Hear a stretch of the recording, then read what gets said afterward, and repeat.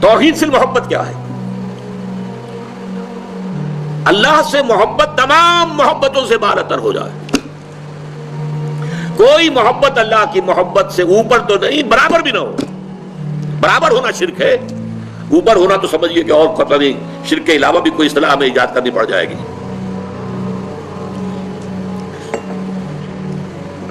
سورہ بقرہ میں فرمایا وَمِنَ النَّاسِ مَن يَتَّخِذُ مِن دُونِ اللَّهِ أَندَادًا يُحِبُّونَهُم كَحُبِّ اللَّهِ وَالَّذِينَ آمَنُوا أَشَدُّ حُبًّا لِلَّهِ.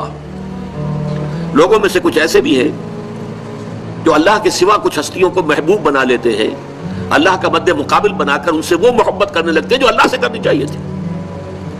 وَالَّذِينَ آمَنُوا أَشَدُّ حُبًّا لِلَّهِ، اور جو واقعتاً اہل ایمان ہیں وہ شدید ترین محبت کرتے ہیں اللہ کے ساتھ. تو قرآن یہ نہیں کہتا کہ آپ والدین سے محبت نہ کریں، کرو، لیکن والدین کی محبت اللہ کی محبت کے برابر نہ ہو جائے، اس سے بڑھ نہ جائے. اولاد سے محبت کرو، اولاد کی محبت اللہ کی محبت سے بڑھ نہ جائے. دیکھیے یہ محبتوں کا امتحان ابراہیم سے اللہ نے کیسے کیسے لیا تھا. وَإِذِ ابْتَلَىٰ إِبْرَاهِيمَ رَبُّهُ بِكَلِمَاتٍ فَأَتَمَّهُنَّ قَالَ إِنِّي جَاعِلُكَ لِلنَّاسِ إِمَامًا. کیسے کیسے امتحانوں میں سے پاس ہونے کے بعد پھر وہ مرحلہ آیا کہ اللہ نے فرمایا ابراہیم میں تمہیں تمام نوع انسانی کا امام بناتا ہوں. والدین کو چھوڑا اللہ کے لیے، گھر بار چھوڑا اللہ کے لیے، بادشاہ کے دربار میں آنکھوں میں آنکھیں ڈال کر مناظرہ کیا کہ نہیں کیا؟ بادشاہ جو ہے وہ مرعوب نہیں کر سکا. فَبُہِتَ الَّذِي كَفَرَ، بلکہ جو مناظرہ ہوا ہے تو بادشاہ جو تھا نمرود وہ مبہوت ہو کر رہ گیا. اپنی جان کو اللہ سے، اللہ کی محبت سے زیادہ نہیں سمجھا. آگ میں کود گئے کہ نہیں؟ بے خطر کود پڑا آتش نمرود میں عشق. عقل ہے محو تماشائے لبے بام ابھی. پھر اپنے ملک کی محبت پر اللہ کی محبت کو ترجیح دی، ملک چھوڑ دیا، ہجرت کی. آخری امتحان جو لیا ہے، آخری امتحان جس سے کڑا امتحان ہو نہیں سکتا.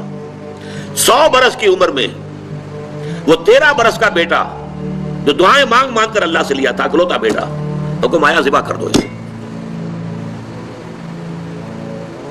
یہ ہے سب سے بڑا امتحان. 100 برس کا بوڑھا انسان اور بڑی دعائیں مانگ مانگ کر بیٹا لیا. 87 برس کی عمر میں حضرت اسماعیل کی ولادت ہوئی ہے. اب 13 برس کے ہو گئے ہیں. فلما بلغ معه السعی، جب بھاگ دوڑ کے قابل ہو گئے. 13 برس کا جوان بچہ جو ہے باپ کا دست و بازو بن جاتا ہے، بھاگ دوڑ. اس لیے آتا ہے نا کہ ابراہیم اور اسماعیل دونوں تھے جو بیت اللہ کی تعمیر کر رہے تھے. وَإِذْ يَرْفَعُ إِبْرَاهِيمُ الْقَوَاعِدَ مِنَ الْبَيْتِ وَإِسْمَاعِيلُ. اس اسماعیل کے بارے میں انی ارا فی المنام انی اذبحک فانظر ماذا تری. اے میرے بچے میں دیکھ رہا ہوں خواب میں، بار بار یہ خواب آ رہا ہے کہ میں تمہیں ذبح کر رہا ہوں. اور اس کے لیے چھری پھیر دی. یہ تو اللہ تعالیٰ نے جو ہے قد صدقت الرؤیا انا کذالک نجزی المحسنین. اللہ تعالیٰ نے کہا بس بس، امتحان ہمیں لینا تھا، وہ امتحان پورا ہو گیا. یہ ہے محبت، توحید فی المحبت. اللہ کی محبت تمام محبتوں سے غالب. اور اگر کوئی ایک محبت بھی آ کر آپ کے دل کے سنگھاسن پر اللہ کی محبت کے ساتھ براجمان ہو گئی، بات ساتھ کہہ رہا ہوں، اوپر نہیں، ساتھ بیٹھ گئی آپ کے دل کے تخت پر، تو یہی شرک فی المحبت ہے. اب دیکھیے یہ تو میں نے انڈیویجول لیول پر آپ سے بات کی. اب آئیے اجتماعی سطح پر، بلکہ اسی ضمن میں ایک آیت اور سن لیجئے. اللہ کی محبت کے ساتھ جڑی ہوئی محبت ہے اللہ کے رسول کی محبت، اور پھر تیسری محبت ہے اللہ کی راہ میں جہاد کی محبت. اب توحید فی المحبت کے لیے سورہ توبہ کی آیت نمبر 24 جو ہے وہ لرزا دینے والی بھی ہے اور بہت جامع بھی ہے. قل ان کان آباؤکم وابناؤکم واخوانکم وازواجکم وعشیرتکم واموال اقترفتموها وتجارۃ تخشون کسادها ومساکن ترضونها احب الیکم من اللہ ورسولہ وجہاد فی سبیلہ فتربصوا حتی یاتی اللہ بامرہ واللہ لا یہدی القوم الفاسقین. اے نبی ان سے کہہ دیجئے لوگوں دیکھو، اگر تمہیں اپنے باپ، اپنے بیٹے، اپنے بھائی، اپنی زوج، مرد کے لیے بیوی، بیوی کے لیے شوہر زوج ہے، اور اپنے رشتہ دار اور وہ مال جو تم نے بڑی محنت سے کما کر جمع کیے ہیں، اور وہ کاروبار جن کی کساد بازاری کا تمہیں ڈر رہتا ہے، اور وہ محل، وہ حویلیاں، وہ مکانات جو تم نے بنائے ہیں تمہیں بہت محبوب ہیں، اگر ان 8 چیزوں کی محبت زیادہ ہو گئی تمہارے دل میں اللہ کی محبت سے، اس کے رسول کی محبت سے اور اس کی راہ میں جہاد کی محبت سے، تو جاؤ دفع ہو جاؤ، انتظار کرو یہاں تک کہ اللہ اپنا فیصلہ سنا دے. اور اللہ ایسے ناہنجاروں کو ہدایت نہیں دیتا. 8 محبتیں ایک پردے میں ڈال لیجئے، باپ کی محبت، بیٹے کی محبت، بھائی کی محبت، بیوی کی محبت، رشتہ داروں کی محبت۔ 5 مال کی 3 شکلیں، جائیداد، کاروبار اور کوئی نقد، 3 یہ شکلیں، 3 جمع 5 8، اور 3 محبتیں دوسرے پلڑے میں ڈالی، اللہ کی محبت، رسول کی محبت اور جہاد کی محبت۔ اب اگر یہ پلڑا بھاری ہے 8 والا تو جاؤ دفع ہو جاؤ، تمہارا اللہ سے کیا سروکار؟ اللہ ایسے ناہنجاروں کو ہدایت نہیں دیتا۔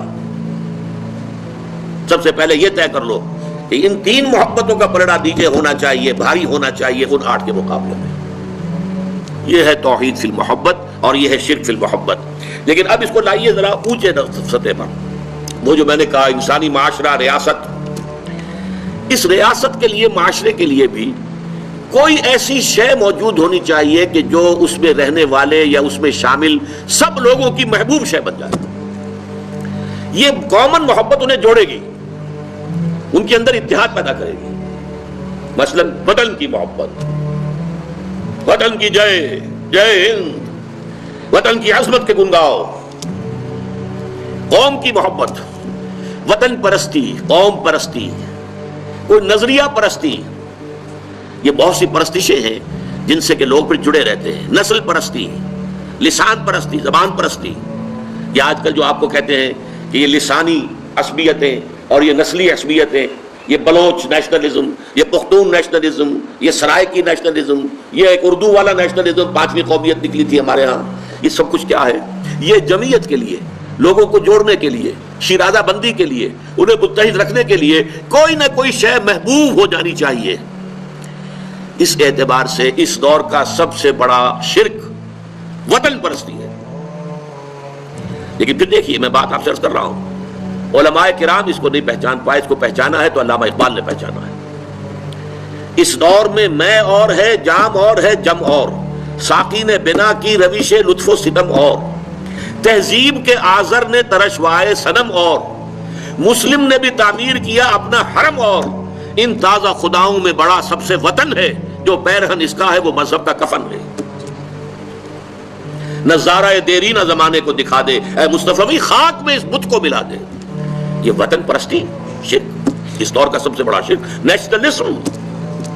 نیشنلزم جو ہے وہ لوگوں کو جمع کرنے والی شے ہے۔ ہماری قوم، ریشیل نیشنلزم بھی ہوتا ہے، نسلی قومیت، اور آج کل نیشنلزم جو ہے وہ علاقائی ہوتا ہے، ٹیریٹوریل نیشنلزم۔ ایک ملک میں رہنے والے جو ہے اس کو سب ایک قوم ہے اور اپنے ملک سے محبت سب سے اوپر کر دے۔ یہ ہے در حقیقت علامہ اقبال نے جس کو کہا کہ وطن ایک تو ہے وطن سے محبت ہونا، وہ ٹھیک ہے، حب الوطن من الایمان حدیث ہے، گفتار نبوت میں وطن اور ہی کچھ ہے، اور گفتار سیاست میں وطن اور ہی کچھ ہے۔ وطن جب آتا ہے پولیٹیکل کانسیپٹ کی حیثیت سے وہ معبود بنتا ہے۔ اس معبود کی ایک نماز ہے، آپ کھڑے ہو جاتے ہیں، ترانہ پڑھا جا رہا ہے اور آپ کھڑے ہیں، جھکے ہوئے، سر جھکا کر کھڑے ہیں۔ یہ قنوت جو ہے یہ کس کے لیے ہو رہا ہے؟ وطن کے دیوتا کے لیے ہو رہا ہے۔ وطن کے دیوتا کا ایک اور ہے سلامی، جھنڈے کو سلامی دی جا رہی ہے، جھنڈا وہ علامت ہے آپ کے وطن کی۔